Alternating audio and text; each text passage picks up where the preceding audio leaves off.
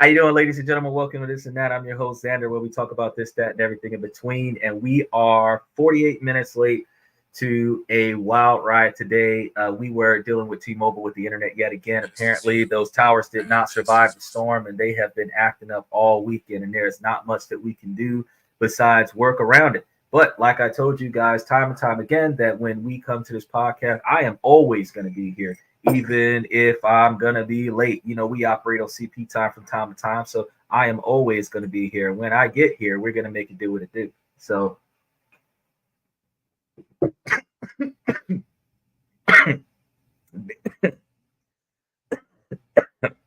that was harsh. Without further ado,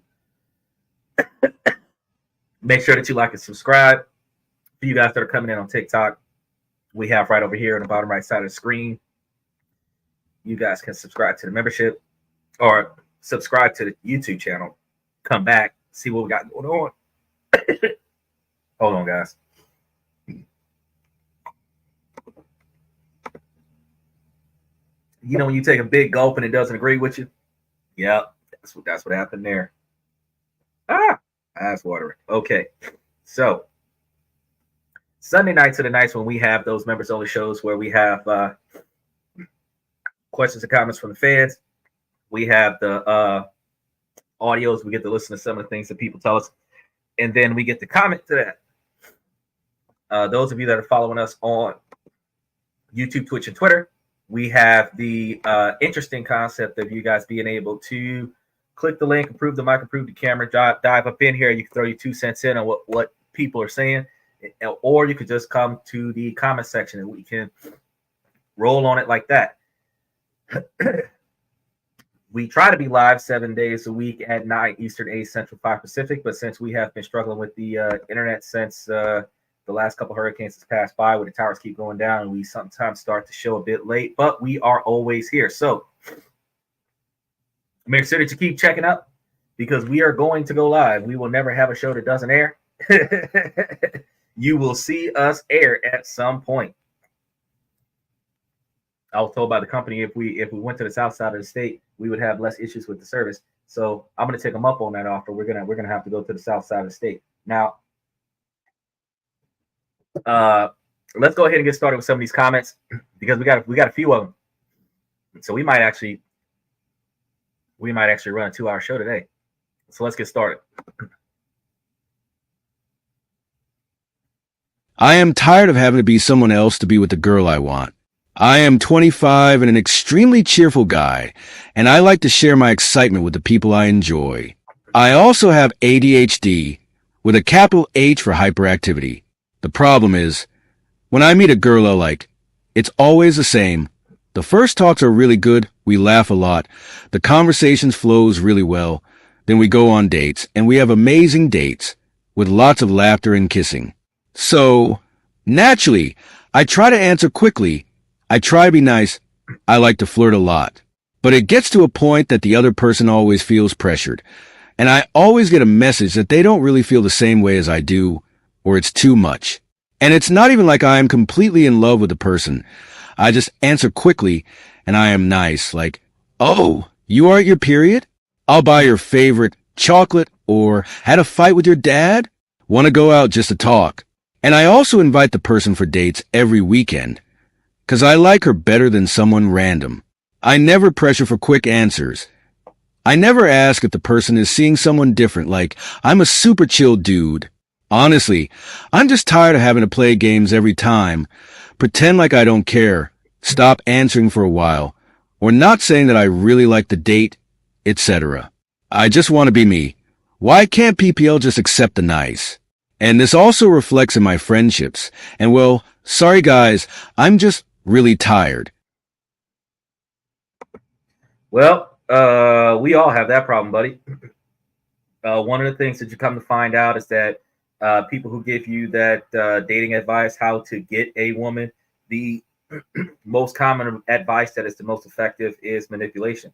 No matter how they spin it, they call it being romantic, being spontaneous, being, all these different things. But boiling it down, it's manipulation. if you are not willing to psychologically manipulate this woman in order to get the woman to maintain entertainment in you, then she will lose interest quickly and she will find a way to go somewhere else unless she is interested in something you have or something that you do, where her objective is to stick with you until she gets what she wants. Then you've got a girl that's going to be dedicated. There are women that want you for who you are. They're very rare, but when that does happen, she wants you. So you don't have to really do anything. You could just show up and be there. When you go to other countries outside of America, women want that husband. So she will do what it takes for each man that she gets with, hoping that that man will become a lifelong love. Now, based on the upbringing, you will have some women that will put extra effort into maintaining the relationship. And based on the upbringing, you have some women that will put more effort into caring about her partner, maintaining a relationship with her partner, and finding out the things that she needs to do to make her partner happy so that her partner could feel fulfilled by her. In America, because we have spoiled the women in America, and it's partially the man's fault because we have spoiled the women in America over the past 30 years. And the inflated ego from social media over the past 20 years is leading to the expectation. So it went from being a random gesture to being a base level expectation that this must happen. And that has changed the dynamic. So now, instead of men doing it because they feel like it and the woman appreciating it, now the woman is expecting it to be done, even if the man can't or doesn't want to do it. And then the man gets devalued for doing it. There's another side of that because women are fickle. They're not going to be linear about their situation. Sometimes they feel like it's good. Sometimes they feel like it's not good. And that fickle behavior leads to yet another problem. So she's not going to stay the same way all of the time. So this means that you got to give her some time to reboot, like a dial-up computer. You got to be yourself a little bit, then be spontaneous a little bit, and then go back to being yourself a little bit. Because if you decide to just jump in there and just one-sided the situation, she's going to apparently lose interest and then be very upset about it. But dude, you shouldn't have to change yourself for whatever you are. That's who you should be all the time. The same way women tell us that we're supposed to accept women as they are, the women are supposed to accept the men as they are. So we should not be in these situations where we feel like we have to pretend in order to satisfy somebody else. That should not be the case. We should always say, okay, well, I'm going to do my best to be my best at all times, but I'm not going to disrespect the other person. And if that comes from both sides of the relationship, then you'll see a more positive relationship. So my recommendation, buddy, is that, you should rethink your position as to the type of girls that you are asking out on dates, because a lot of the times we find ourselves asking out our type of girl. And I tell women the same thing. Your type might not be what you need, what's good for you. So if you are dating a specific type of girl that you feel like you're attracted to, and those types of girls are not working out, go and try to find you a different type of girl that might actually be a little bit better for you than the ones that you've been going up against. Maybe try to find one that's hyperactive like you. That way you guys can try to hyper each other.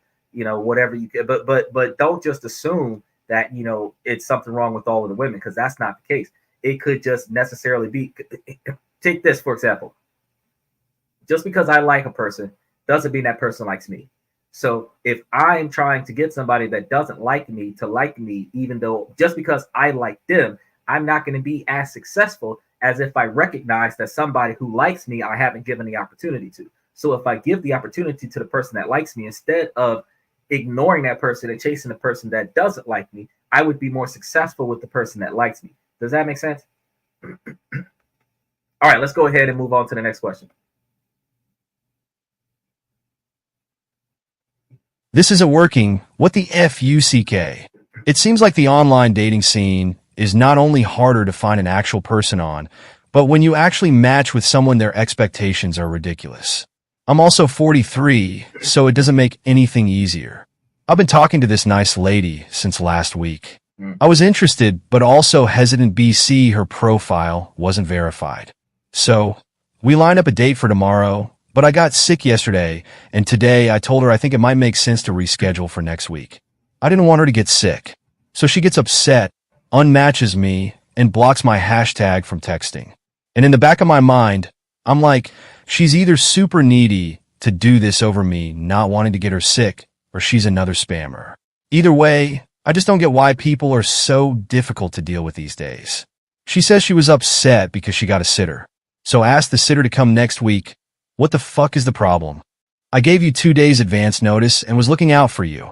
I could have shown up sick. Well, you're right. I can't even contradict that at all. You are right. Look, dude, you've got females that want you to come when they want you to come. And if you don't come when they want you to come, you lost your opportunity. They treat you like finding the Willy Wonka chocolate factory golden ticket. And if you don't execute that golden ticket at that moment, you missed out on the opportunity for the rest of your life. They believe that they could circle back around and give you another chance. But you very rarely have the opportunity to say that you're going to circle back around and give her another chance. But if you circle back around and give her another chance, whatever she didn't do to you the first time, she's going to do to you the second time. You were talking to this female, and you're telling me that the female that you're talking to, because you got sick, you told her 2 days before the date that you were sick and you weren't going to make it on a date. Now she's blocking you because she hired a babysitter. She didn't even pay for the babysitter, because most people don't pay for the babysitter until the babysitter at least gets to the house. It's not like the babysitter was already there. It's not like she had been paid the babysitter. She's been waiting on you for 2 hours. You call and cancel. She's been wondering where you are. You told her 2 days ago, I have to reschedule the date. If today is Sunday, you told her on Friday that you got to cancel Sunday night's date because you're sick. That is enough. Women can call you Sunday and tell you Sunday that they're not going to make it to Sunday's date when they've been sick since Thursday. So if you can call her on Friday and tell her that you're not going to make it on Sunday, then she needs to just cancel Sunday. What she could have did, if she valued you as a person, though, she paid for the babysitter, you're at home sick, you're not feeling well, she could have got her a mask. She could have got her one of those COVID masks. She could have got her some latex gloves, some hand sanitizer. She could have came over there by your house and nursed you back to health. That would have been a person that appreciated you telling her you can't make it because you're under the weather. A female that is not willing to show you that you are valuable to her by showing her value in you is a female that is not worth your time. So are you upset when you find out that she ghosted you first, and then after she ghosted you, she blocked you? No, you're not upset. You dodged a bullet, because that would be the type of demanding situation where if you do not bark when she says bark, she will put you off at the nearest pound and leave you there after however many years your relationship existed, after all of the sacrifices that you made. A breakup eliminates all of the effort that you put into that person. There is never 70 to 90% of women break up with men because they're not satisfied with what they're getting.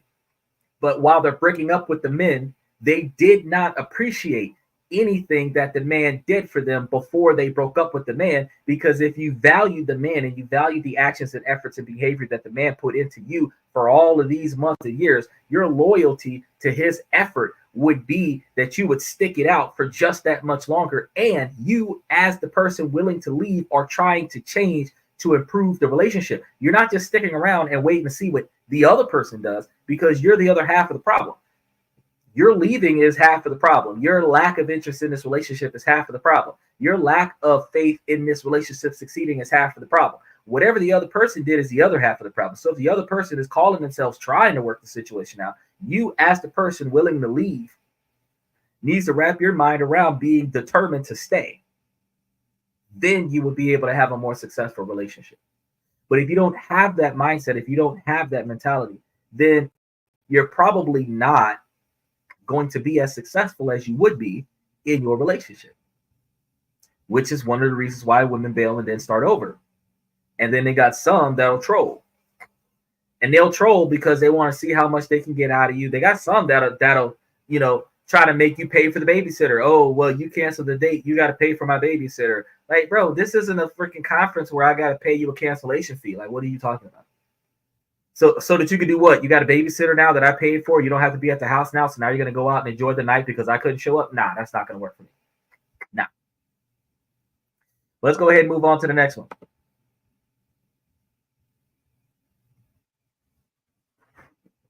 My narcissist ex did not pursue me during no contact. Does it mean that he wasn't a narcissist? Oh, of course. Women like to devalue and degrade men so that they can validate themselves to say that they were better than the man that they were with. Women will also try to make it seem like the man is damaged in some way, shape, or form.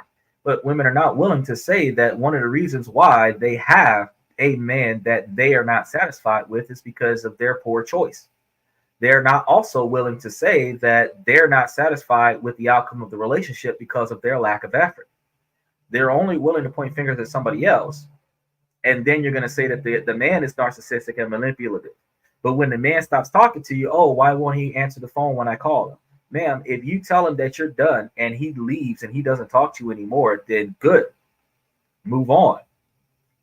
But if he tells you that, he wanted to work things out and you're not willing to work things out, then he needs to stay away because you are not going to get any better. You are only going to get worse because one, you are already unsatisfied, and two, you're getting back into it with a sour position. You are not even willing to make the relationship successful because you've already broke up with him once, which means the second time around, you're not only going to break up with him, you're gonna treat him like crap first. You might even physically abuse him on top of emotionally and psychologically abusing him. You're then also going to get back at him and cheat on him with somebody before you guys break up, where this time you're going to do so much dirt to the guy that you're going to force the guy to break up with you so that you can say, see, I told you it wasn't going to work. But the self-sacrificing behavior is not helpful to yourself, much less your partner.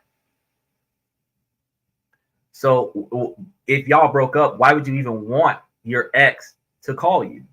Why would you want your ex to contact you or reach out or follow up in any way, shape, or form? There is no reasonable period of time for you guys to have a no contact clause and then decide, oh, we can go back to being friends again. No. This ain't a video game where the power's out and then we got to wait till the power comes back on and then we can start the game over. No.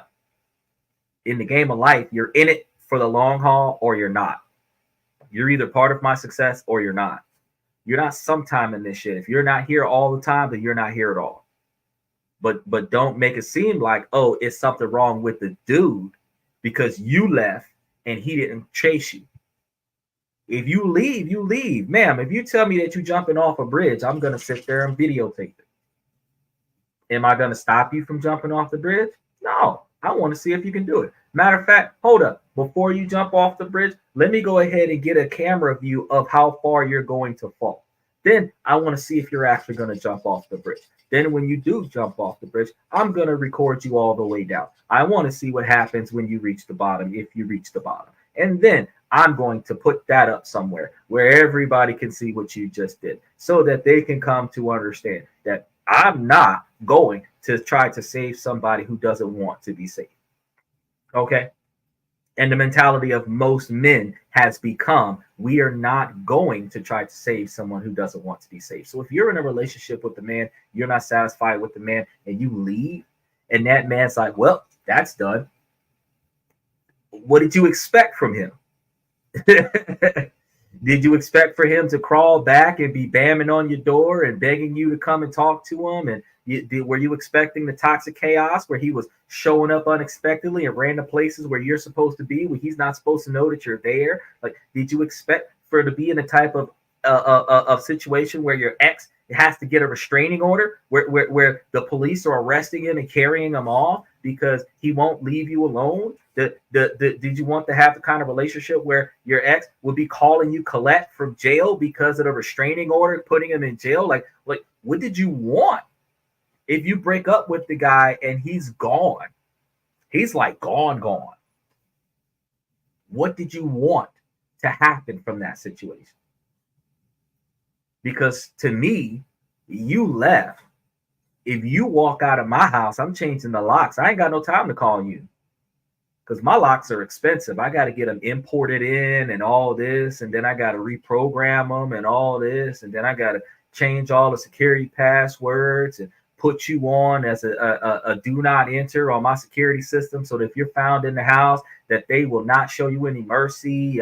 I'm changing all the contact information. I'm letting giving the post office a change of address for you so that they don't mail nothing else to the house with your name on it. Like, I'm busy. I'm busy getting rid of you because you left. So I'm not chasing you. You feel me? So why would you ask, oh, was he really narcissistic if you broke up with him and he just stopped communicating with you altogether? That's a really narcissistic question to ask.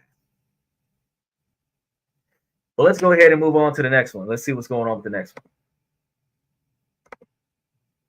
Is this really how dating is? Matched with a girl on Bumble. I'm a 33-year-old male and she's 31F. We planned a date. We texted a little bit beforehand to get to know each other. She even sent a couple of good morning texts. This was all planned. We meet for coffee. We head downtown to get sandwiches. We both get different ones and exchange halves. We head to an art museum and have a blunt before going in. We're in there for 2 hours looking at art but cracking jokes and getting to know each other more. We then go to a dessert diner and get 2 different desserts to share. Get to her car. Smoke the other half of the blunt. Told her I enjoyed spending time with her, liked her vibe, and asked when I could see her next. She said the following Saturday at a brunch spot near her place, and then I walked her to her car, gave her a hug, and we parted ways. Texted her some pics from the art museum. She sent some dry texts. I left her on read, and the following morning I texted saying good morning and hope she had a nice time with her friends and to have a great day. She replied saying thanks and I hope you have a lovely day too. Smiley face. The following day I texted her saying hope she's having a great day and start to her week. No reply. Waited till the day before our date to confirm if we're still on. Nothing. She posted on her story afterward and realized I've been ghosted. Since then she unfollowed me on IG, which made me unfollow her. Is this how dating really is? You go on one date, have a good time, and that's that? Yep. That's exactly what happens. You're in a situation where here in 2024, all we have are the dating scenarios where the person is coming sometimes because they're bored, not even because they're interested in a real relationship. Some people actually are on dating platforms just to see if the dating platform works. They just want to see if there's real people on the dating platform. Some people might be entertaining the idea of talking to somebody on a computer, and then they find somebody in their neighborhood that they can reach, and they may give up on the person on the computer, even if the person on the computer might have been a better connection, because the person in real life they have better access to. One of the deterrents from long distance relationships are the accessibilities.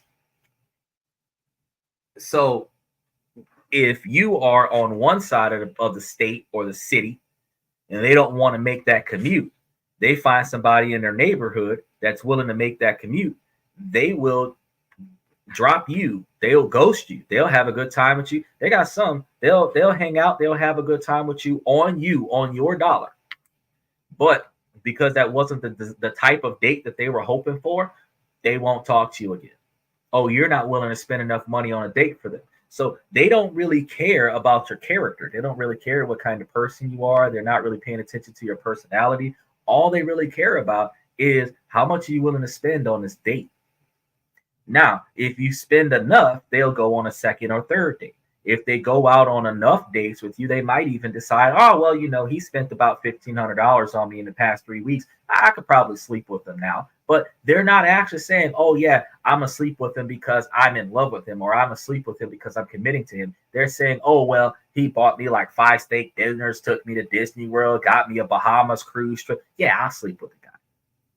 You got some women where if you buy them an ounce of weed, like a bag of weed, they'll sleep with you for the bag of weed, but they're not sleeping with you because they care about you. They're not sleeping with you because they want to have a life or a future with you. They're sleeping with you almost as reciprocation and payment for the action and effort that you perform for them.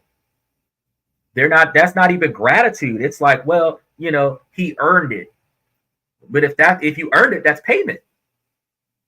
So you're gonna do $1,500 worth of effort, and then she's gonna let you hit a couple times, but they're not actually determining how valuable you are as a person. So yeah, if she's not satisfied with the type of date that you brought her on, then she's probably not going to provide you with a second or third or fourth date. She's probably going to, just like the other lady, she's probably going to block you. She's probably going to ghost you, ignore you, and then, move on to the next one. They had one guy, she rejected him on social media. Then she met him in person, and he was wondering if he should remind her that she had rejected him on social media. Or no, it was reversed. She rejected him in person, and then she matched with him on social media. That's even worse. So she rejected him in person. Then she matched with him on social media. Now they're talking to one another on social media. She likes his personality on social media. Now he's wondering, should he take her out on a real date, meet up with her in person, and remind her that she shut him down before? I'm like, no, bro, don't give her a second chance. If she shut you down the first time, she wasn't satisfied with you the first time she met you in person. So just because she met you on the internet first, the second time, and then meet you in person on the third encounter now, no, that doesn't make it any better, because she didn't want you the first time, she's not going to want you the second time. But whatever she saw in your profile, whether your profile shows how much money you make, your profile shows what you do for a living, your profile shows photos of you living a lifestyle that she wants to live, and because of that profile, she wants to live that life, so now she wants to hook up with you. She's not coming to you for you. She's coming to you for whatever's on that profile. When you think about that, you got to think about the fact that if it didn't work the first time, it's not going to work the second. Back in the day when women were loyal to their men, a man can make a mistake, and a woman will show him how much of a mistake that he made by not making the same mistake he made. So if a man cheated on a woman will show a man how bad that was of a decision, because she's not going to cheat on him in return. She's good. That's how you hold it over his head, is because you kept your vows, even if he didn't. But you're not trying to fix him or show him or, play catchbacks with him and make him understand anything by, oh, well, he cheated on me, so I'm going to cheat on him with his homeboy. No, you always wanted to cheat on him with his homeboy. You just needed an excuse. So you're justifying your negative actions by saying, well, you did me wrong, so I'm going to do you wrong. Two wrongs don't make a right. Two negatives make a positive, but two wrongs don't make a right. So if one person's doing it wrong, there's no way that the two of you are going to make it right. Because one negative and one positive is still a negative. Okay? And since there is no weight of value, a negative and a positive is a negative. So let's move on to the next one. My wife, who is 31, wants to be able to, basically, have intimate encounters behind my back without telling me, but be committed. I'm a 31-year-old man, and I'm not okay with that idea. Has anyone experienced this? My current wife of 10 years. I caught her talking to another guy in his car when she was supposed to be working. Long story short, she took a break from our marriage for a month now. She says she doesn't want to be transparent. If she wants to basically have intimate encounters, but come home to me and be committed that she loves me. I mean, anyone gone through this? I'm kinda tossed. I just don't know if this stuff works out. I mean, at what point can you even guarantee you can love your husband or wife? Does anyone have suggestions that has been through this? Yes, I got suggestions. I haven't been through that, but I know that somebody on the show was talking about how he caught his girlfriend talking to another man on the cell phone, and he immediately got a divorce. She did not even get to the affair. He just got the divorce. She cheated on him emotionally by establishing an emotional bond with somebody over the phone. Your wife is supposed to be dedicated to you, and she's not supposed to be receiving any type of fulfillment from another man. If she wants to have a conversation, she's supposed to have it with you. Now, if you're not available to have a conversation, she's supposed to wait. There's no excuse. Second of all, there is no such thing as having intimate interactions with people outside of your marriage or your relationship and still being committed to that marriage or that relationship. Doesn't matter. Ask her this. So this is your wife. Ask her this, ma'am. How would you feel if you was in a marriage with the man that you claim to love, and that man had a girlfriend or 3? Would you be upset about that? The answer to that is yes. Then that means that you should be expecting me to not do that, right? Now, shoe on the other foot. I expect you not to do that if we're going to stay married, if we're going to be in a relationship. So if you are seeing other people, this relationship is done. You tell me she took a break from the marriage, bro, that's divorce status. They call that abandonment of the marriage. When she walks out on the marriage and decides that she's going to start acting like she's single all over again, that marriage is dead, bro. The worst thing that a woman can do is cheat on a man. There is nothing that, the worst thing that a man can do to a woman is not protect and provide for her. But the worst thing that a man can do to a woman, the worst thing that a woman can do to a man is cheat on him. So you got your wife that is willing to cheat on you, and then she doesn't want to be transparent. And the foundation of a loving, caring relationship is trust. So if she's not willing to be transparent, but she's expecting you to be transparent, bro, that's not going to work either. So, and then she's going to tell you, oh, you can keep your secrets because I don't want you to know mine. Nope, that's not going to work either. If I can't trust you, you're not on my team. I can tell you right now, I have a team full of friendly fire, and I have no problem with taking out my teammates first. There is absolutely no reason why you and I are going to be on the same team and I can't trust you. If you know where I'm at all times, I need to know where you're at all times. And I'm always behaving myself. You must always behave yourself. If I am doing something that you are not doing, you have failed me and you must go. I am not going to dilly-dally with this scenario talking about maybe we can work it out. No, we can't work it out. No. You missed 4 payments on your car, they're repossessing your car. You missed 3 payments on your house, they're foreclosing on your house. No, we're not talking about it anymore. No. You're going to have to file a motion and talk to a judge and have a judge convince me. That's how this works. Same thing in a relationship. You dip. So I'm filing for a divorce. Then we're going to sit in the thing and we're going to like, Your Honor, you justify this because I not only do I want a divorce, I want a divorce where she gets nothing but the clothes on her back. That's it. I keep everything. She gets nothing since this is how she wants to be. And yes, fellas, you can divorce her and she not get anything if she screwed up the marriage. Only if she divorces you is she entitled to half of your shit. If you did something to her or she's just in some way, shape, or form not satisfied with the arrangement that she's in, then she can divorce you and take half of your stuff. But in the situations where she destroyed the marriage, she is not entitled to nothing when she is the reason why the relationship did not work out. So, like I said, your best bet, buddy, just divorce her. Just divorce her. Because clearly she don't care about you enough to be exclusive to you. And I don't understand why women believe that it's okay for them to have male friends and emotional attachments with new male friends and strong bonds with new male friends, talking about he's just a friend. But no female is going to say in the same breath that it's okay for a dude to have 2 or 3 females that is on his level that he would not mind having an affair with. No woman is going to say, oh, no, that's okay. You can do that. If I told you that I just made best friends with like Lil Kim and Beyonce and Cardi B and all them and we're going to have a sleepover, you're going to be like, oh, yeah, sure. No.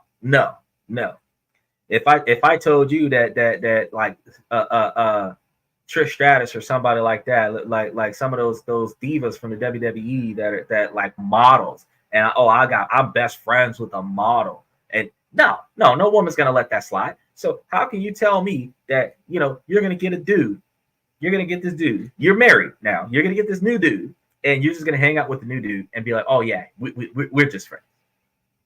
What? Child, a man was to try that, you would have been to hit him with some hot grits. You wouldn't even, you wouldn't even, you wouldn't have went anywhere else with it. You wouldn't have went anywhere else with it. You would not have went anywhere else with it. You would not have taken this to another level. You would have just said, nope, not doing it.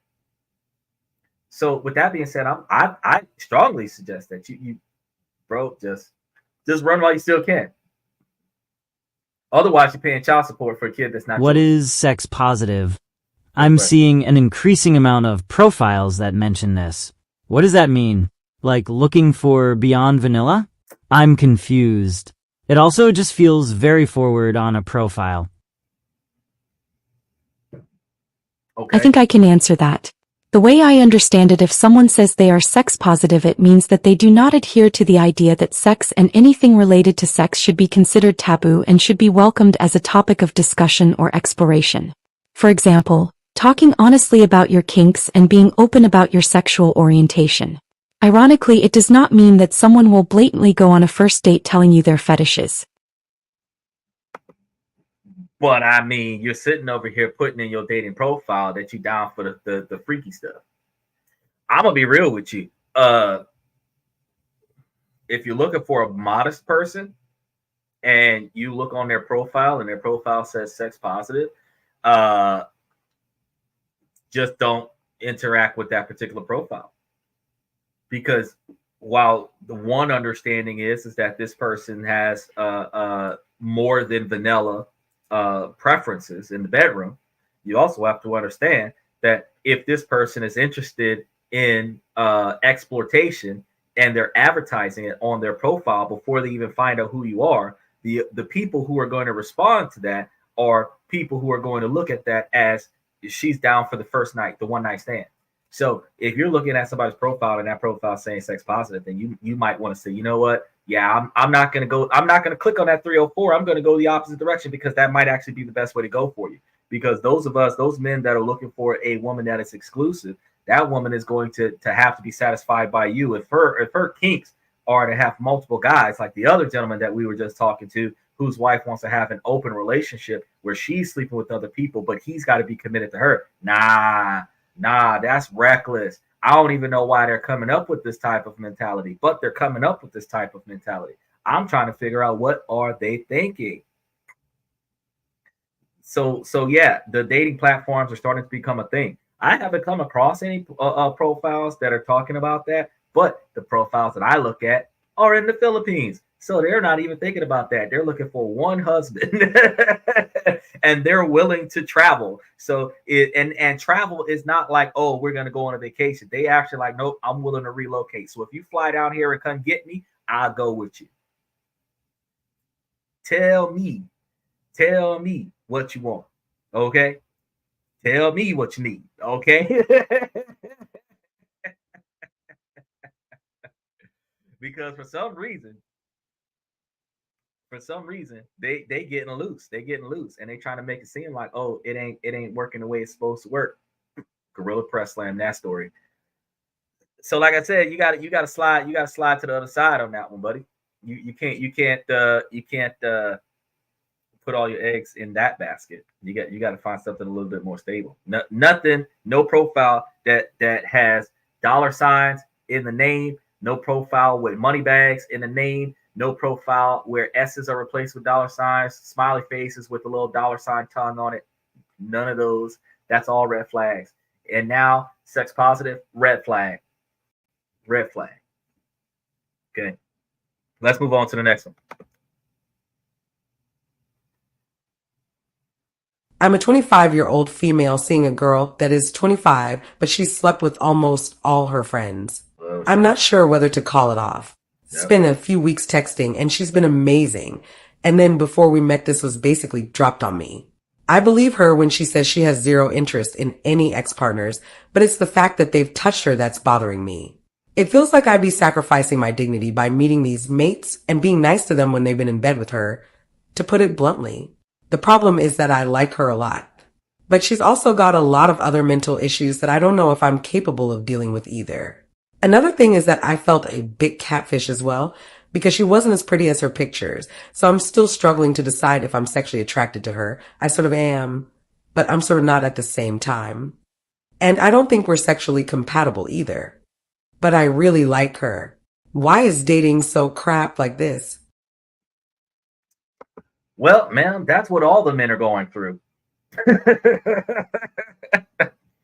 Just gonna be real with you. Women are saying that they're supposed to be able to have another partner, and that's okay, and you're supposed to allow that. They're complaining about the fact that they want to be able to have their cake and eat it too. They have their exes who are exes for a reason. They keep those exes as backups so that even just to not be alone, if nothing else, even if they have a committed relationship now, they still got people on the backup that they can go smash whenever they get mad at you. So do you stick around so that they and worst case, that I don't even like that idea. She's gonna introduce me to all of her exes that she has already smashed before that are now her supposed friends. So there's already potential there because they didn't already smash. So why are you showing me the people you're going to cheat on me with? Because you've already smashed these people once before. You see what I'm saying? Then you're telling me, well, mentally unstable. I'm going to be honest with you. Statistically speaking, more women are on antidepressants than men. So it is what it is. So you in the male role are telling me that as a female, you are experiencing the same thing that men experience when men date females. So you're telling me that the chick that you chose got problems. Now, on to the catfish part. Women catfish men on a regular basis. They don't want to admit it. They don't want to admit it. They say, oh, I'm just trying to make myself look beautiful. You look beautiful fresh out the womb, sweetheart. You look beautiful from the day you were born. Whatever it don't matter if you're a 4 or a 10. You was naturally beautiful before you started changing what God gave you. So when you started modifying yourself to try to quote unquote enhance your beauty, then you're going to take this photo, then you're going to Photoshop the photo, and then after you finish Photoshopping the photo, I'm supposed to look at that photo, I'm supposed to like that photo, and then I'm supposed to want to get with you because of the photo that you gave me. But you faked the photo. That's not your real hair. That's not your real eyelashes. That's not your real lips. That's not your real skin complexion. That's not your real bra size. That you don't really have a slim waist. That's not how tall you really are. You're wearing 6-inch heels with platform soles. You're not who you pretend to be in the photo, and you're going to pretend to be this on a regular basis. But the day your feet hurt, you lost 6 inches. So you went from being 5'7" to 5'1". The day your head itched, you went from being long haired like Pocahontas to bald headed like Erykah Badu.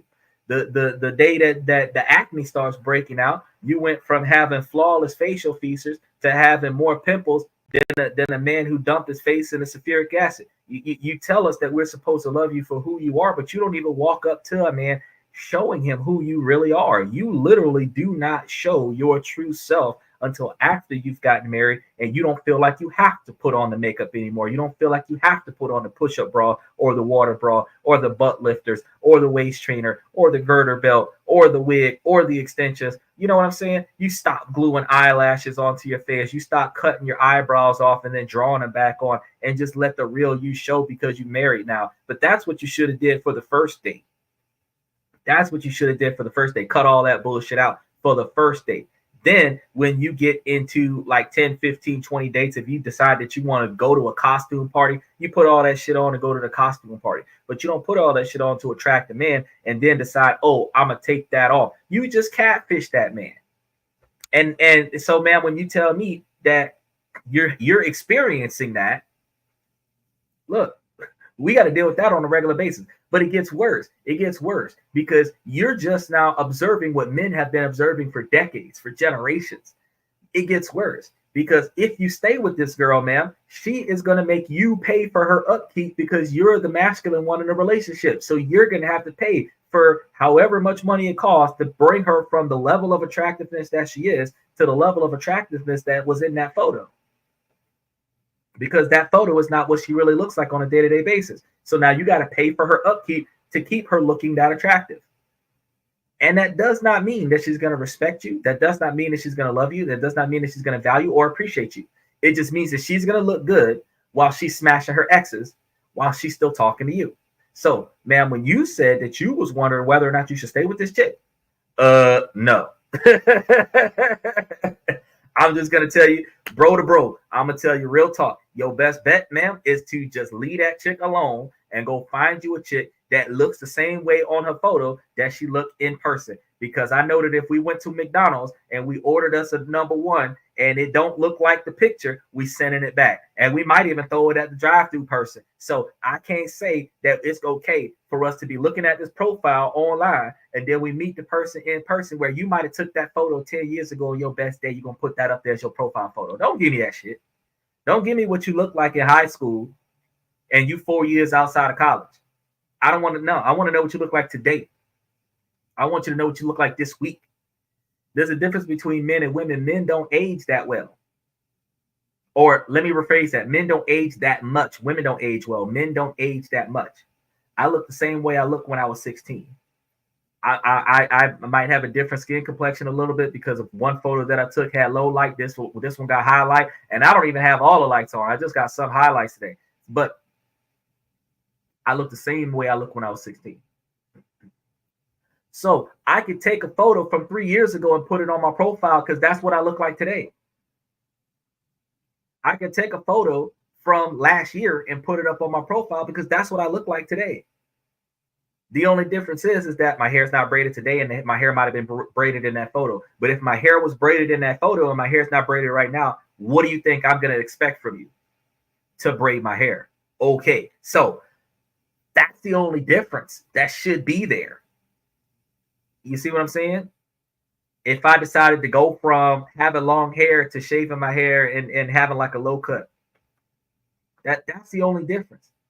If I once had dreads and now I don't have dreads, if I once didn't have dreads and now I'm trying to grow out dreads, that's the only difference. You're not supposed to be petite in the photo and then be 50 pounds overweight in person. That's catfishing like a son bitch, but men have to deal with that on a regular basis. So I thought that it was entertaining that you tell me that you're dating a chick and she ain't what you thought she was. And as a female, you're asking us, what do we think about that? Shit, I'm gonna tell you the same thing I would have told one of my bros. Pass on that shit. Look, if you went to a dealership and you went to go buy you a BMW and you walked off the lot with a Toyota Camry, but you paid BMW prices, would you keep that bitch or would you get rid of it? Yeah, I'd bring that motherfucker back. If I was going there specifically to get a BMW and I walked away with a Nissan Maxima instead of a goddamn BMW S-Class, I'd be mad at the bitch. You see what I'm saying? Because that's not what I paid for. I gave you all that money. I did all that to get a specific type of something. And then when I showed up, I'm getting something else. We're not supposed to be involving ourselves in relationships with people that are not going to be their true self from day one. A man ain't got no problem with being his true self from day one. This is one of the things that's different between men and women. If a man doesn't think that he's worthy of the average woman, he ain't even going to put himself into the ring. He ain't even going to try. He going to stay to himself and work on himself, or stay to himself and just be content with being by himself because he don't feel like working on himself because he knows that he doesn't qualify. Females qualify, believe that they don't qualify, then put all this effort into trying their best to qualify for their expectations, because guess what? Y'all think men be wanting BBLs. Men don't be wanting BBLs. Men be wanting natural. Men want a woman. I don't want to have to pay for you to look beautiful. I want you to look beautiful normally. You feel me? And I don't want you to have to pay for your own self to look beautiful. You should just be beautiful the way you are. You want me to accept you for who you are. So why don't you show up natural so I can see who you really are? Because it's hypocritical for you to say that I'm supposed to accept you for who you are, but I have to accept you and your artificial self as well. I have to accept your flaws without ever having the privilege of seeing your flaws. I don't understand why that is. You got to make that make sense for me. If you want me to accept you for who you are, then you should be wearing flats. If you're 4'1", you're 4'1". You're not going to put up 6'6" heels so that you can be 4'7". If you're 4'1", you're 4'1". If you're 4'11", be 4'11" and be proud of being 4'11". Okay. Don't put on 6-inch stilettos trying to go from 4'11" to being like 5'5", 5'6", and then gonna tell a man that's 5'6", oh, you want a tall man, you want a man that's 6'4". You come up to that man belt buckle, and you talk about stuff. You want a man that's 6'4". No, you love who love you. You got a man that's 5'6", you 4'11". That's good enough. Wear some flats. He'll be 6 inches taller than you. Stop being outrageous. Let's go ahead and get into the next one.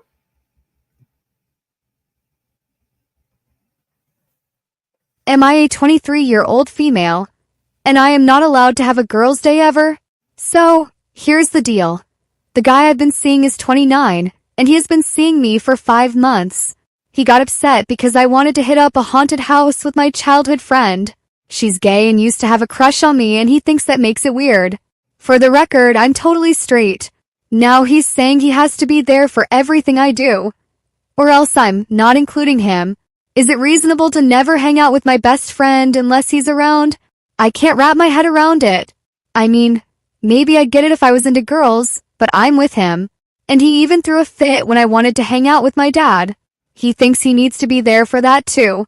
Am I losing my mind, or is this just not okay? I genuinely want to know if I'm missing something here. Yeah, you're losing your mind. Your man want to be included in your life, so you should include him in your life. He's supposed to be your other half, so wherever your half go, his half is supposed to go too. Are you saying that you want to have time away from him? Are you saying that he's smothering you? You would prefer for your man to come up missing and you not know where he's at, and then he just pop up eventually like Usher with some confessions? Or would you be glad that your man is with you? Now, you threw up the fact that you have a friend that has a crush on you that ideally wants to smash you. Doesn't matter if you're straight or not. You've got a friend that under the right conditions would give you the business.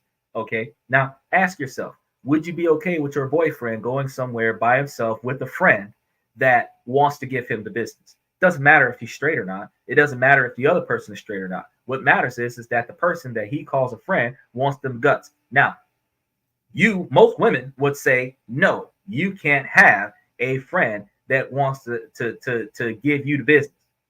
Okay. So by default, he's not telling you you can't have a friend. He's just telling you that appropriately, you should not be alone with somebody who is going to try their best to tempt you into having an affair.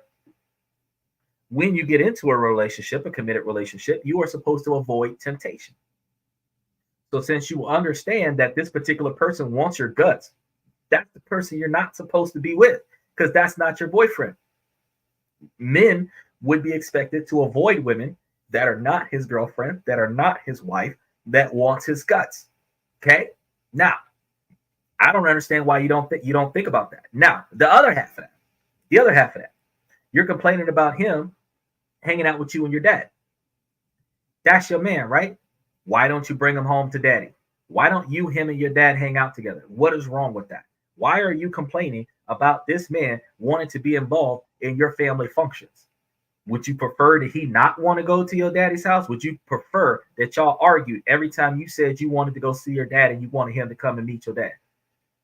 Don't you think that if you guys have a long-term relationship and he decides that he's going to try to propose to you, that the traditional thing that we used to do 30, 40 years ago was, if there were living parents, go and ask for the blessing of the father and the mother? So wouldn't it make sense for the boy to get to know your daddy better before he comes and proposes to daddy's daughter? Don't you think that it makes sense? If you're in this relationship to be a long-term relationship, don't you think that a man that's quicker to commit to your family is good for you?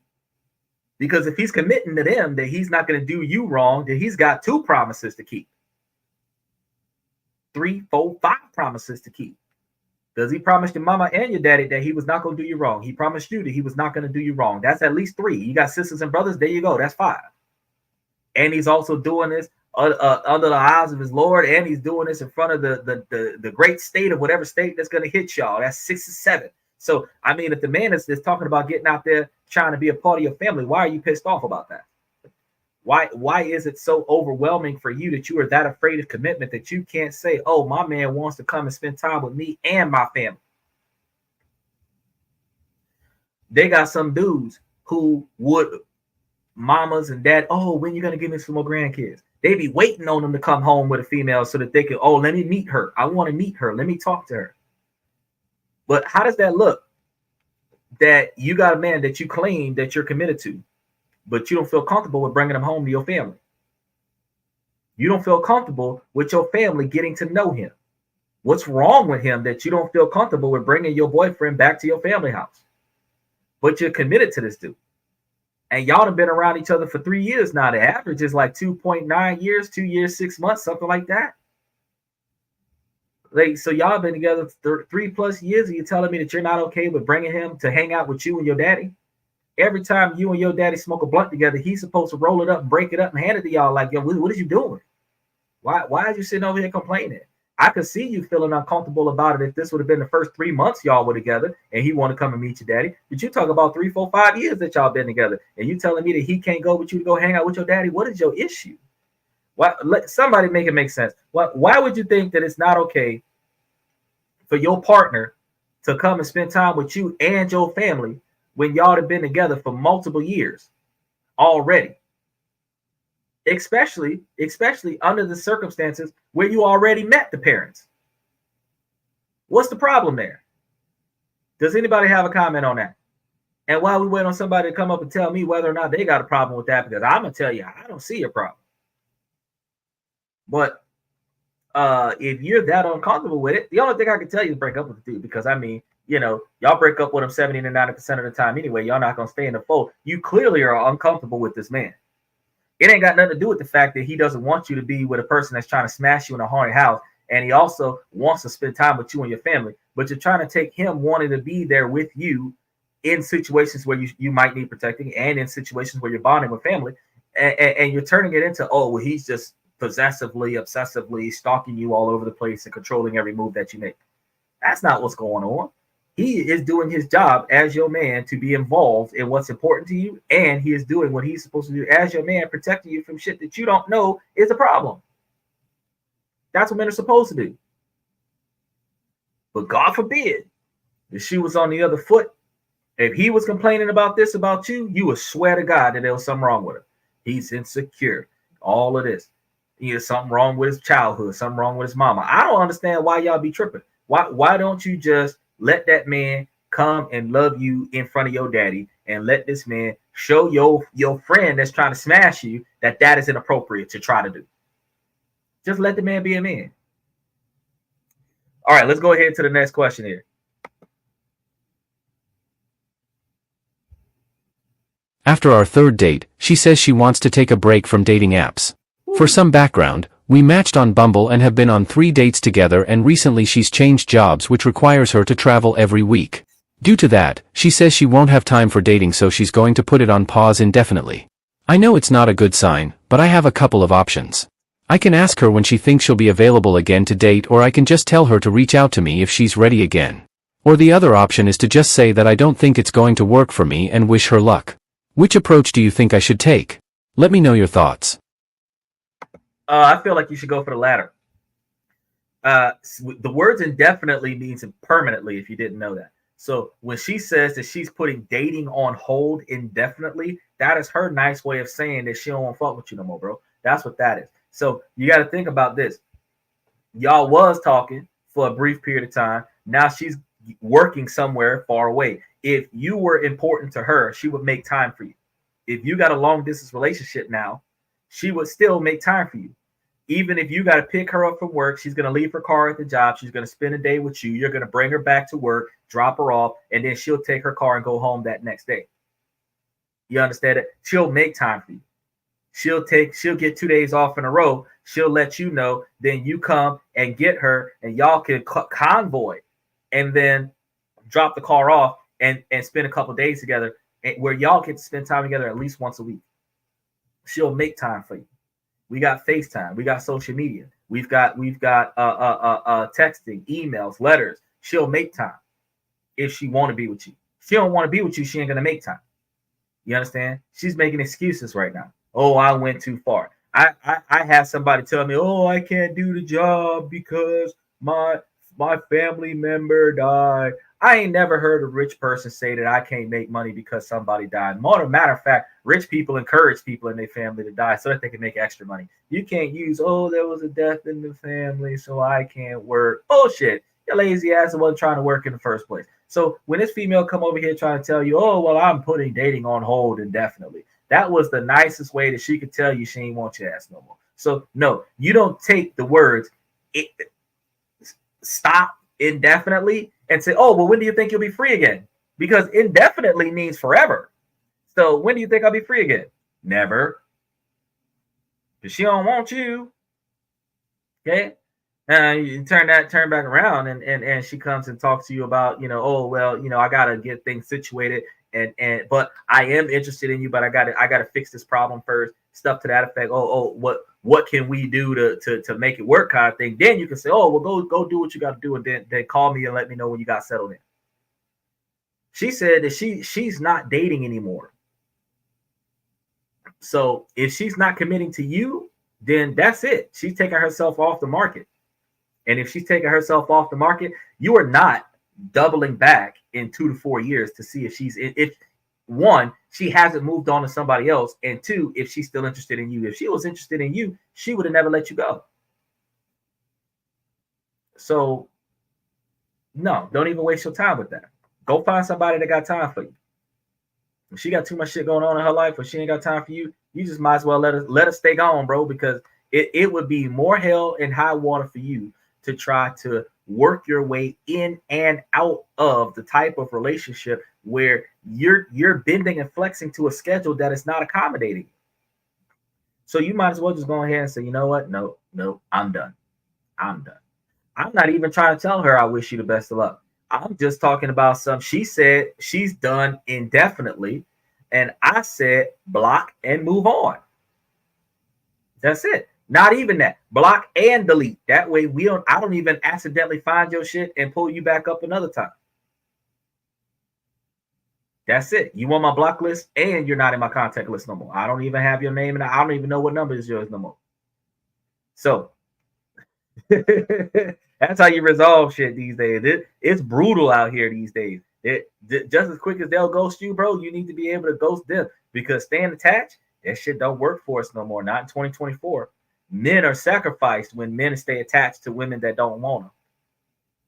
And either the woman will sacrifice you or the woman will use you. So it is never healthy for you to attach yourself to a woman that doesn't want you. Notice, I never said that all women are bad. No, I never said that all women use men. I said that the women that don't want the man that is after her will only keep that man around to take advantage of him. So if she don't want you and she tell you no, she tell you go away, she tell you I'm not interested, she say that now's not the right time, we're not in the right place, or I'm not dating indefinitely. That's it, bro. That's it. You are not going to try to Steve Urkel your way into Laura's life. She said no one time. That is it. You don't need to have 12 seasons of them telling you go home, Steve, before you get the drift. I ain't playing no cat and mouse game. If it take you 12 years to realize that somebody loves you, you deserve to stay single and miserable. Because once you reach some middle ages, ain't nobody going to want you anyway. Then you're going to be sitting here saying, oh, it's hard. I can't find nobody. That's because everybody that tried to give you a chance that was worth your time, you ain't want them. Now that don't nobody want to give you a chance, you not work their time, now you want them. You pick and choose now.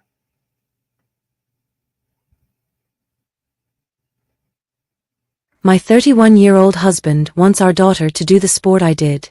I'm 26 and I do not, because it affected me very badly, but he says that's because I don't want her to be successful. How do I deal with this? / My husband and I have been married for 5 years and have a 4-year-old daughter. Before I married, I was quite successful in a sport. I started when I was 4, and although I did well, I do not want my daughter in it. It affected me badly, mostly due to the culture. I was screamed at a lot, had things thrown at me, and sometimes I wasn't allowed to drink or eat, which may be why I can't have another child. There is that, but also how it affected my body, because it isn't very healthy, and I have a lot of back and shoulder pain now that makes my life very difficult. While my life would probably be very different if I had never done it, that maybe wouldn't be a bad thing. I saw it as my life, and that wasn't good for me at all. I explained this to my husband so that he understood why I did not want her doing it, even though I had. He said that I only have this perspective because I can't see my life if I hadn't done it. I asked him what he meant, and he said that without it, I wouldn't have been a good size, and I probably wouldn't have had a good career either. Some of that is true. I was not very good educationally, and it did give me many opportunities. But it doesn't mean I want my daughter to have the same kind of life, even if she is good at it. Which I did tell him. He thinks that she needs to have exercise and that it would give her a good beginning in life. But I think these days, there are more options, and I don't want her to end up like me. She is still very young. There are a lot of things she can do when she is older, and can actually make a decision that she wants to do them. I don't want her body getting hurt, or her getting yelled at, or anything like that. When I try to tell him that, he says I just don't want our daughter to be like me and become successful, which is not true at all. I don't know how I can deal with this, because it would upset me a lot if she started doing it, but he won't listen to me either. So what I'm hearing is that you're not willing to listen to your husband, and your husband is supposed to be able to make the final decision on that, which is a big flaw for you. But the other thing that I'm also hearing is that your child wants to do this. Your child's really good at it. You don't want your child to do it. You sound like the mama who didn't want the young boy with the 12 million subscribers to have a YouTube channel talking about something you're not going to be successful. If the child is good at what she's doing and she wants to do it, let her do it. Now, you understand what that type of activity is and how stressful and strenuous it is on the body and the mental state. So you go and make sure that that doesn't happen to her. You've already been through it, so you can teach her, coach her, and everything like that so that she can get better without having to get yelled at the coach. You can show her how to be healthy and get it done in a more effective way so that she's not malnourished or anything like that. If you've already been through what your daughter wants to go through, you are the perfect person to show her how to do it better than what you did it so that she doesn't have the same outcome as you. If you're not willing to aid your child in being successful, there's no reason for you to go to your husband and tell your husband to agree with you and force the child not to do something that the child wants to do just because you had a piss poor experience with the situation. You became successful after what you did, and your daughter wants to do the same thing. Your daughter wants to be just like mommy. So if daughter wants to be just like mommy, then mommy needs to support that. And mommy needs to help the child do it in the best way possible. And if you can't, just shut up and let daddy do his thing. Don't argue with the man. Don't debate with him. Don't try to rationalize and get him to realize why you don't want your child to follow in your footsteps. Because you've got to understand, he's not making her do it. The child wants to do what you did, and she's good at it. Then you're going to say, oh, well, there's plenty of other things that she could do. Yeah, there's plenty of other things that she could do. But guess what? Michelle Obama, former president's wife, can do one thing that most women in America can't do. Sit down, shut up, and let a man take charge and dictate terms. And that is one of the most successful and most powerful women in this country. And all she had to do was speak when she was supposed to speak and not speak when she was supposed to not speak. She's a highly educated woman, very classy, very sophisticated, but she knows when not to intervene. And most women don't know that. Most women don't know when not to intervene. They feel like, oh, I got to say every little thing. I got to put my 2 cents in every little situation. I've got to be and say and do everything I want to be and say and do. And then everybody's got to accept my chaotic and traumatic behavior because I'm a female. No. If a man act outrageous, he get his head knocked off his shoulders. If a woman act outrageous, oh, it's okay. No, that's not okay. He said, your daughter wants to do this. You need to make sure that your daughter can do it in a safe fashion. If you really care about your daughter, you just make sure that she doesn't overdo it. You make sure that she doesn't hurt herself. You make sure that she gets it done correctly outside of class so that she's not being yelled at about it inside of class. But when you say that you want her to be successful, you want her to be successful and happy doing what she wants to do.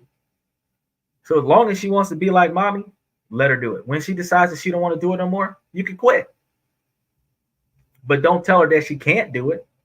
One of the worst things as a parent that you can do is tell your child that they're not allowed to do something. Because as soon as you tell them that they can't do something, that's the first thing that they're going to go do. they're going to prove to you that, yes, I can. Either they're going to prove to you, yes, I can, to show you that they're capable of doing it, or they're going to prove to you, yes, I can, because you can't tell me what to do. I'm grown. And that's when they get their head knocked off their shoulders. And now you got to come over there, collateral damage, and clean up the pieces and protect them from the fallout of their piss poor decision. When you warned them, you said, don't do that. Yeah, I don't tell my kids don't do that. I tell my kids what's not going to favor their agendas. Their objectives are not going to be accomplished doing whatever it is that they're deciding to do. Now, if you want to do that, there are a couple things that you could try to do that might minimize or reduce your chances of failure. But the consequences of your actions are still the consequences of your actions, whether you get caught or not. Whether you get caught today or you get caught next year doesn't change the fact that those consequences are still those consequences. And when those consequences creep up on you, you will have to accept those consequences. So, with that being said, don't argue with your husband. Your husband said that a child can go and play that sport. Let her play that sport. You have experience in that sport. Get in there and do it with her. Don't argue with your husband. Let's move on to the next one.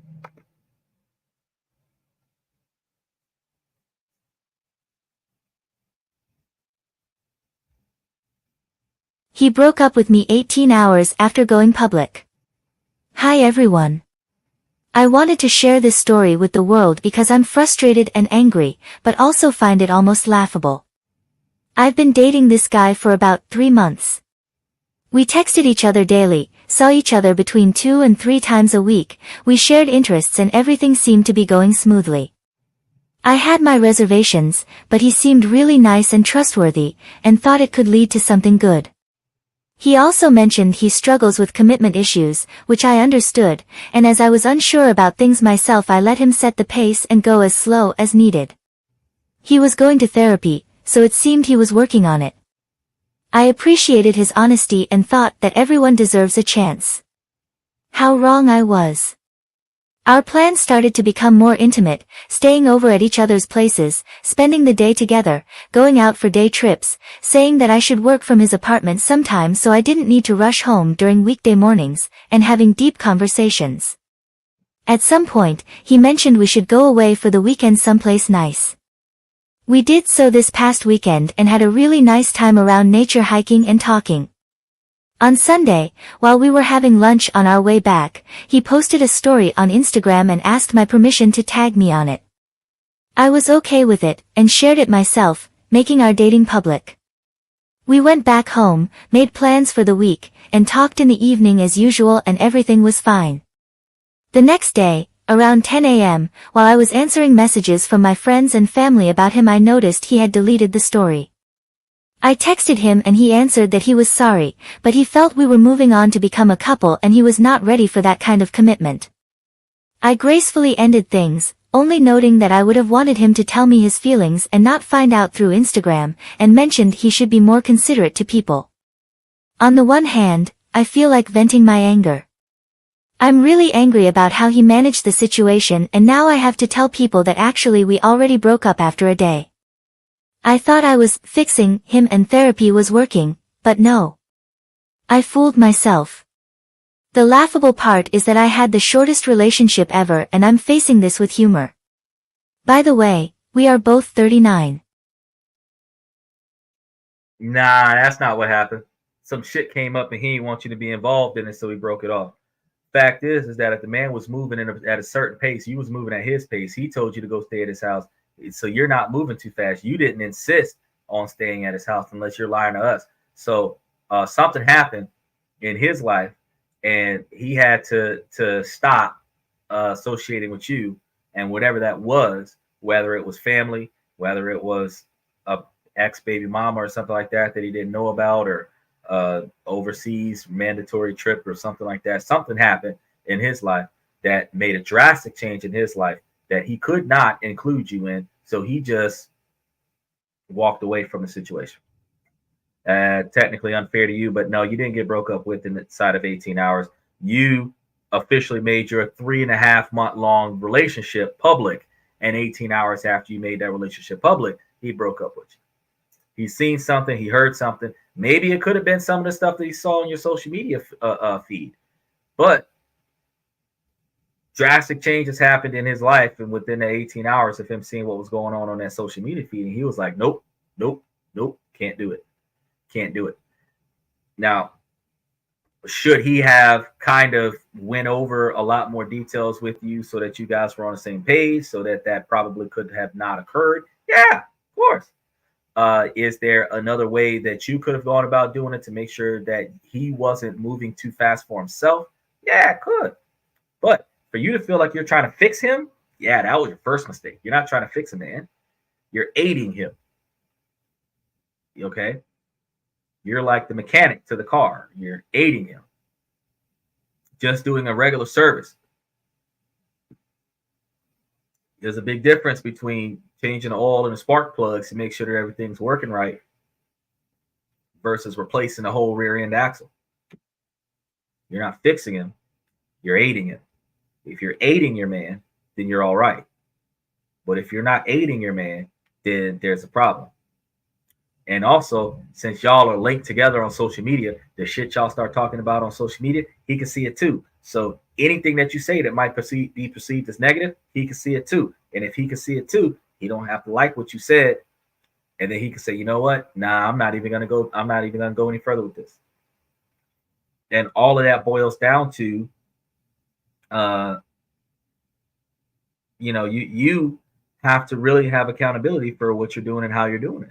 You can't, people, even at 39, both of y'all 39, there is nothing there to hold anyone back from being honest with the other person. But 3 months is probably not necessarily a good time for a lot of people for you to move in. And especially if that's not his house. And you don't really know the details of the scenario because you guys just met and y'all aren't really going over y'all personal stuff. So, you even though the invitation is there, a lot of the times you might have to say, I think it's better for us not to move that quickly, especially considering, your conditions with like stuff. But, because he might want you around all the time, but he also has stuff that he has to deal with, and he just needs a space. So I tell men all the time, if you've got a female partner that really wants you to be around, she'll make it work. And if she doesn't really care enough about you to want you to be around, then she's not going to make it work. I'm going to tell you, man, the same thing. If you've got a man that is not prioritizing you the way you are calling yourself trying to prioritize him, he's not interested in making it work. And if he's not interested in making it work, there's no reason why you should hang around him. So I'm always uniform about my opinion. Ladies, if y'all got a man that is not showing y'all that and spending money on you is not showing you how important you are to him, but prioritizing time and investing effort in your success, not finances, effort. That is him showing you that you're important to him. Reciprocation, ladies, is that you put effort into this man, accomplish tasks, effort-wise, that needs to be done for him so that he does not need these things to get done when he gets off of work. And you put effort into relieving his stress by finding out why he's so stressed out about being on two separate sides of town at the same time and offer to cover at least one of them just to make sure that he can get stuff done twice as fast. You got to put in effort to make your relationships more successful. If you don't put effort into the relationship, it doesn't matter how much money you throw at the relationship is not going to succeed. Because unless you're rich and you can afford to throw money at the relationship like that, the relationship, as soon as the money stops, is going to fail. Likewise, all the money that you're wasting on bribing a relationship success could be invested in the stocks, bonds, mutualities, and Bitcoin, where you guys could actually be financially successful without having to waste time and money on bullshit that is not going to turn you a profit. So I strongly believe that you guys should really rethink your positions when you are selecting a partner and when you guys are trying to quote unquote make it work. You just really need to find another way. You really do. And until you find another way, you can't you can't call yourself trying to advance this particular relationship. I believe that y'all should have spent more time living in separate places. I believe that y'all should have spent more time communicating with one another. And I believe that nobody should have a relationship on social media. I really believe that you should deactivate your social media, or at least hibernate that son bitch.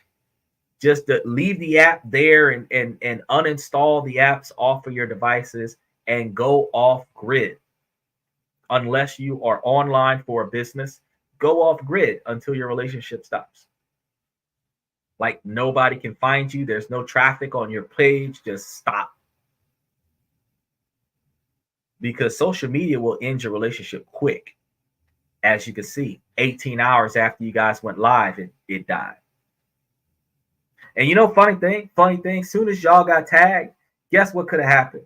Because I'm sitting over here saying that something could have happened in his life. Somebody could have recognized you and told him what kind of person you really are. And that red flag made him say, nope, I'm not going through that. That's the other downside to social media. References. Your current can check your references with your ex because they have found you on social media. Just like that man 3 or 4 weeks ago whose new girlfriend was fussing and cussing with him, broke up with him, went to go stay by her parents' house because she found a letter behind the washer and dryer that his last girlfriend stuck there 5 years ago. And that letter made his new girlfriend break up with him 5 years later.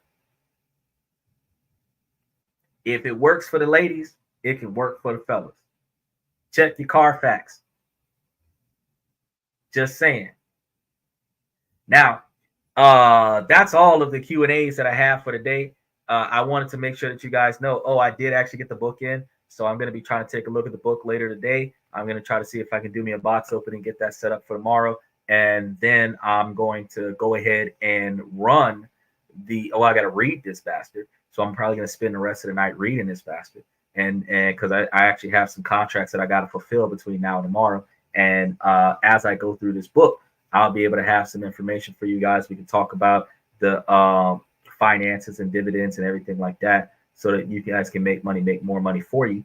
And I got to touch base and see if the CPA is going to be on this Wednesday or next Wednesday's show. And then also I'm going to double check with the dating guru she's going to give dating advice. We're going to have her on the show in the next week or two. So either this weekend or next weekend, we're going to try to get her in here. So as we get these people set up, I'm going to be rearranging the schedule.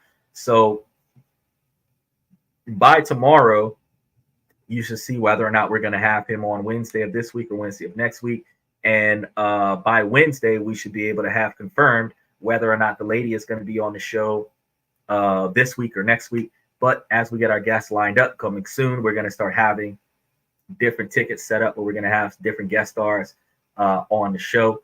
And you guys are going to be able to learn some extra stuff from some specialists and also be able to get some information about their services that they provide.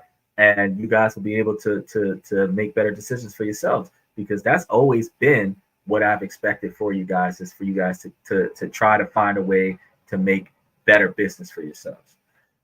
With that being said, I'm gonna go ahead and sign out of TikTok first. Ladies, as long as the situation doesn't make sense, I'm gonna keep asking y'all to make it make sense. So ladies, make it make sense. And as I sign out of TikTok, I want to thank you guys for coming to me on YouTube, Twitch, and Twitter. You guys have done the most showing us what's going on and giving us a lot of what is casting issues. Hold on. I'm sorry. Every time I get ready to sign out, I come over here to the preview.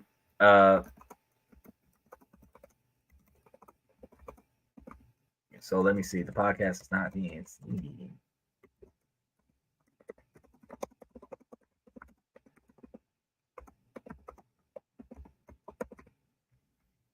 Yeah, they're gonna have to fix that. I also got to get up here a little bit sooner and make sure that I've got the audio up and going. Got to double check that audio next time around. But I got that. Like saying, I really appreciate you guys coming. I really appreciate you guys showing us support. Just remember, we are live 9 Eastern, 8 Central, 5 Pacific. We did start up about 45 minutes late today, and one of the reasons why we started up late today was because we were troubleshooting the internet right before the show. It took us an hour, 20 minutes to rehook up the broadband. Broadband's garbage, but at least it didn't give us any hiccups today. So while it is slow, it is stable now. So since we've got slow and stable, we're going to try to maintain slow and stable until they can give us high speed. We don't have high speed. So I appreciate you guys coming to This and That, where we talk about this, that, and everything in between. And you guys have